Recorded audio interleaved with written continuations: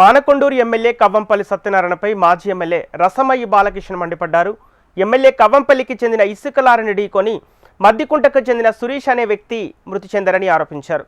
ఇప్పటి వరకు మృతుని కుటుంబానికి ఇసుక క్వారీ యజమానులు గాని ఎమ్మెల్యే గాని పరామర్శించలేదని ఆగ్రహం వ్యక్తం చేస్తున్నారు. ఇసుక దందా కోసమే మానకొండూరు ప్రజలు ఎమ్మెల్యే కవ్వంపల్లి సత్యనారాయణను గెలిపించారా అని ప్రశ్నించారు.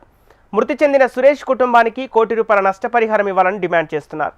త్వరలో కవ్వంపల్లికి చెందిన ఇసుక క్వారీలను మూయిస్తామని మాజీ ఎమ్మెల్యే రసమయ్యి బాలకృష్ణ హెచ్చరించారు. మద్దికుంటకు సంబంధించినటువంటి సురేష్ ఇసుక లారీని ఢీకొని మరణించిన విషయం మన అందరికీ తెలుసు.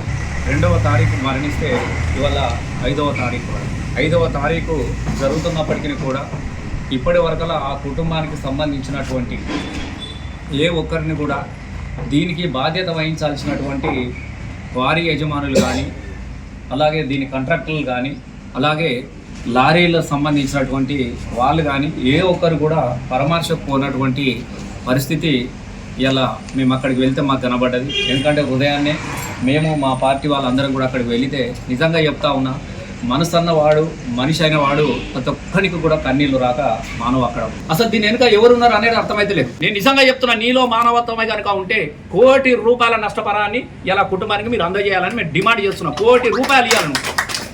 ₹1 కోటి ఇచ్చినా కూడా తక్కువనే.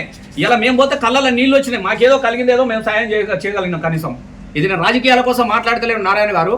దయచేసి మీకు వెరీ సీరియస్గా చెప్తా ఉన్నా. నేను ఈ రాజకీయాలు పక్కన పెట్టు, ఆ కుటుంబాన్ని ఆదుకో. ఇలా నువ్వు ఇసుక లారీ దంద మీద ఎన్ని కోట్లు సంపాదించినో తెలుసు. నువ్వు సంపాదించిన దానికైతే ₹1 కోటి ఆ కుటుంబానికి ఇవ్వాలని చెప్తా ఉన్నా. ఇది నా డిమాండ్ కాదు, మొత్తం గ్రామం అంతా వచ్చినది. ఈ పార్టీ ఆ పార్టీ ఏ పార్టీ లేదు, గ్రామం అంతా కలిసి ఒకటే మాట అంటా ఉన్నారు. సార్ ఆ కుటుంబానికి ఏమైనా సాయం చేపియండి సార్, పాపం పేదోళ్ళు సార్, సూత్తునో కదా సార్ ఆడబిడ్డలు అని చెప్తా ఉంటే కళ్ళల్లో నీళ్ళు వచ్చినాయి. అక్కడ మేము ఖచ్చితంగా దినాలు వెళ్ళిన తర్వాత నీ ఇసుక క్వారీని ఖచ్చితంగా మేము ముట్టడిస్తాం. మేము ఖచ్చితంగా వాళ్ళకి న్యాయం జరిగే వరకు మా పార్టీ నుంచి కానీ గ్రామాలందరి వాళ్ళని కూడా ఏకం చేస్తాం. నీ ఇసుక క్వారీలను ఖచ్చితంగా మూయించేస్తాం.